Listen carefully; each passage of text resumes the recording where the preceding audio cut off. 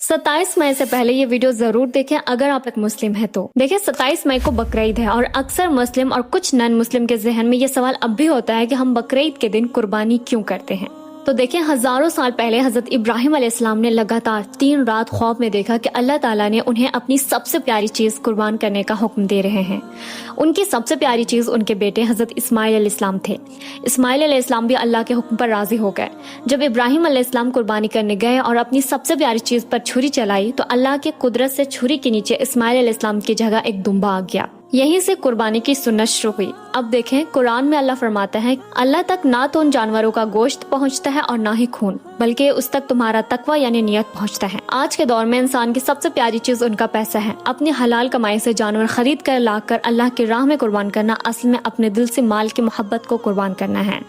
इस्लाम बहुत खूबसूरत है और इस कुर्बानी के बहुत फायदे हैं।